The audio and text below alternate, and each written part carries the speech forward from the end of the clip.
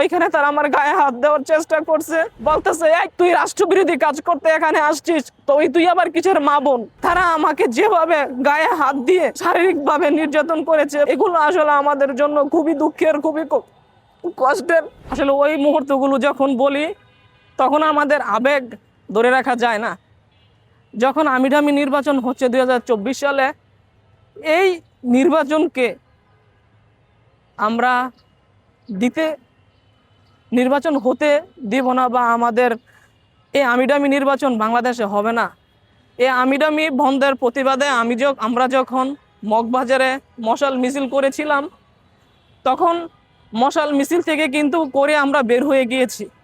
তখন আমাকে কিছু ছাত্রলীগ, যুবলীগ, আমি এক্সিট হয়ে গিয়েছিলাম, তখন ওইখান থেকে দৌড়ে গিয়ে তারা আমার গায়ে চাদর ছিল, চাদরটা ধরে ফেলছে এবং ধরে আমাকে যে বিভৎসভাবে তারা আঁকড়ে ধরেছেন, তখন মনে হয়েছে যে বাংলাদেশে কি এই স্বাধীনতা হয়েছে?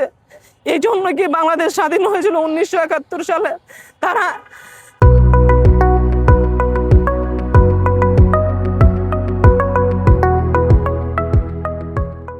আমাকে যেভাবে গায়ে হাত দিয়ে, যেভাবে আমাকে পুলিশের কাছে হস্তান্তর করার আগে আমাকে যেভাবে শারীরিকভাবে নির্যাতন করেছে, বা এগুলো আসলে আমাদের জন্য খুবই দুঃখের, খুবই কষ্টের।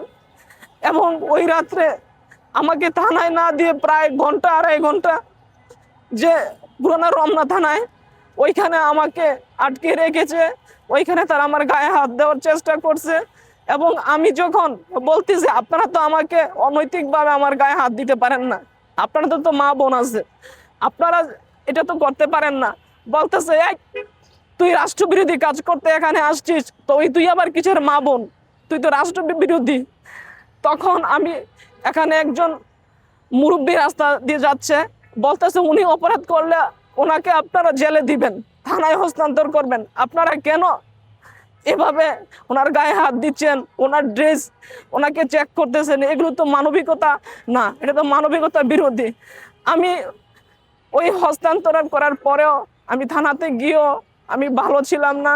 আমাকে সারাটা রাত্র আমাকে যেভাবে, আমি তো এই পরিবেশে অভ্যস্ত না, আমাকে যেভাবে টর্চার করেছে। তখন ওই রমনা থানার ওসি ছিলেন উৎপল সাহেব। আমি উৎপল সাহেবকে বলেছিলাম যে স্যার আপনারা তো মা বোন আছে, আমাকে যেভাবে তারা নির্যাতন নিপীড়ন করে আপনারা এখানে হস্তান্তর করেছে, এটা তো মানবতার মধ্যে পড়ে না। উনি বলছে আমি আপনার জন্য কি করব, আপনি কি চান আপনাকে ছেড়ে দেই?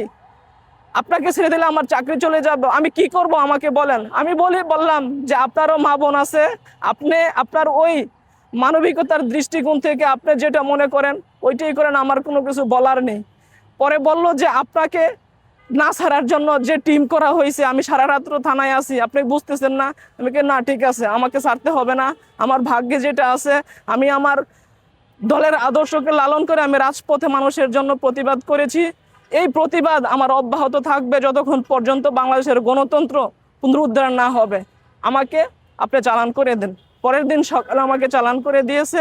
আসলে এই স্মৃতিটা আমাকে খুবই প্যারা দেয়। দেশের জন্য, দেশের মানুষের জন্য, যে গণতন্ত্র, স্বাধীনতা, সার্বভৌমত্বের জন্য আমরা কথা বলেছি, বলতে গিয়ে আমাদেরকে যেভাবে দমন নিপীড়ন করেছে, আসলে এই সন্ত্রাসী সংগঠন, এই স্মৃতিগুলো আমরা ভুলতে পারি না।